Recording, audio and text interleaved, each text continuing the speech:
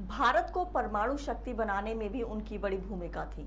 उनका जन्म 15 अक्टूबर 1931 को तमिलनाडु के रामेश्वरम में हुआ था। बेहद गरीब परिवार से होने के बावजूद अपनी मेहनत के बल पर वे इतने महान वैज्ञानिक और भारत के राष्ट्रपति बने। नमस्कार, मैं हूं स्वाति वर्मा, आप देख रहे हैं पब्लिकेशन न्यूज। 15 अक्टूबर 1931 को धनुषकोडी गांव में एक मध्यम वर्ग मुस्लिम अंसार परिवार में इनका जन्म हुआ। इनके पिता जैनुलाब्दीन ना तो ज्यादा पढ़े लिखे थे, ना ही पैसे वाले थे। इनके पिता मछुआरों को नाव किराए पर दिया करते थे। ये जितना भी कुछ मैंने आपको बताया है, उससे आपको अंदाजा लग ही गया होगा कि मैं किसकी बात कर रही हूँ। जी हाँ, सही पहचाना आपने। हमारे देश के मिसाइल मैन अबुल पकिर जैनुलाब्दीन अब्दुल कलाम, इन्हीं की बात कर रहे हैं। देश और विश्व की महान हस्तियों में से एक एपीजे अब्दुल कलाम, जिन्होंने इस देश को अपने कार्यों से गौरवान्वित किया है और आज न जाने कितनों की प्रेरणा है। आइए नजर डालते हैं हमारे मिसाइल मैन की जिंदगी से जुड़े कुछ अनछुए पहलुओं पर। एक बार 5वीं कक्षा में पढ़ते समय उनके अध्यापक उन्हें पक्षी के उड़ने के तरीके की जानकारी दे रहे थे, लेकिन जब छात्रों को समझ नहीं आया तो अध्यापक उनको समुद्र तट ले गए, जहां उड़ते हुए पक्षियों को दिखाकर अच्छे से समझाया। इन्हीं पक्षियों को देखकर कलाम ने तय कर लिया कि उनको भविष्य में विमान विज्ञान में ही जाना है। यही तो था उनका दृढ़ संकल्प कि जो सोचा वो किया।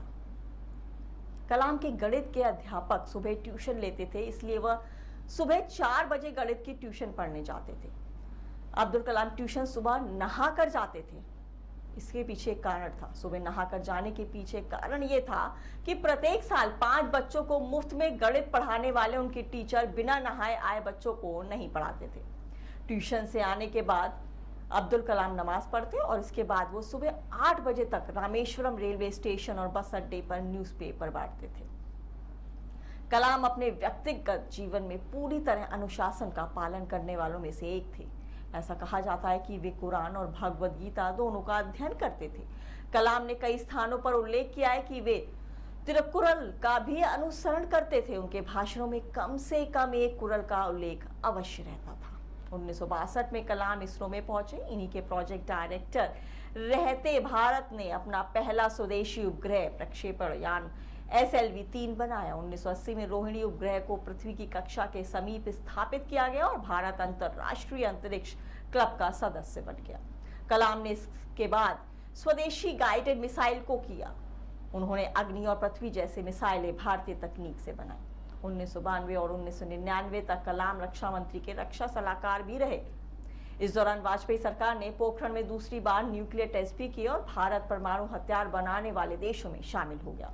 कलाम ने विजन 2020 दिया। इसके तहत कलाम ने भारत को विज्ञान के क्षेत्र में तरक्की के जरिए 2020 तक अत्याधुनिक करने की खास सोच दी। कलाम भारत सरकार के मुख्य वैज्ञानिक सलाहकार भी रहे। कलाम को 1981 में भारत सरकार ने देश के सर्वोच्च नागरिक सम्मान पद्म भूषण और फिर 1990 में पद्म विभूषण और 1997 में भारत रत्न प्रदान किया। भारत के सर्वोच्च पद पर नियुक्ति के पहले भारत रत्न पाने वाले कलाम देश के केवल तीसरे राष्ट्रपति हैं। उनसे पहले ये मुकाम सर्वपल्ली राधाकृष्णन और जाकिर हुसैन ने हासिल किया। अंत का मतलब अंत नहीं है। End is not an end but it's a beginning. Abdul Kalam का ये कोट बहुत फेमस है, जहां एंड के ई का मतलब है एफर्ट, एंड का मतलब है नेवर और डी का मतलब है डाइस। एफर्ट नेवर डाइस मतलब आपकी सच्ची लगन, मेहनत और साहस से किया गया एफर्ट कभी मरता नहीं, बल्कि देर से ही सही उसका रिजल्ट जरूर आता है। अब्दुल जी का कहना था, ज्ञान आपको शक्ति देगा लेकिन चरित्र यानी आपका कैरेक्टर आपको सम्मान देगा। जो लोग जिम्मेदार, सरल, ईमानदार, मेहनती, समझदार होते हैं उन्हें ईश्वर द्वारा विशेष सम्मान मिलता है, क्योंकि वे लोग इस दुनिया में ईश्वर की विशेष रचना है। इसलिए कोई भी परिस्थिति हो, आपको अपने कैरेक्टर को बचाकर रखना चाहिए, क्योंकि लॉन्ग रन में ये आपके जीवन में महत्वपूर्ण भूमिका निभाएगा। अब्दुल जी कहते थे कि जैसे छाता बारिश को नहीं रोक सकता लेकिन हमें बारिश में खड़ा कर सकता है, वैसे ही आत्मविश्वास सफलता नहीं ला सकता लेकिन जीवन में किसी भी चुनौती का सामना करने की हिम्मत दे सकता है। और यदि आपने चुनौतियों का सामना कर लिया तो हे अर्जुन, जीत तो तुम्हारी ही निश्चित है। देना सबसे श्रेष्ठ व उच्च गुण है। किसी इंसान के दिल को खुश करना, किसी भूखे को खाना देना, जरूरतमंद की मदद करना, किसी दुखियारे का दुख हल्का करना और किसी घायल की सेवा करना, ये अगर आप करते हैं तो आपको कभी किसी भी चीज की कमी नहीं होगी, ऐसा कहना था कलाम का। और किसी को बिना बताए और बिना जताए ये सब करते हैं तो आपसे बड़ा भाग्यशाली व्यक्ति कोई नहीं होगा। इसलिए जितना हो देना सीखो। आपका सपना सच हो इससे पहले आपको सपना देखना जरूरी है।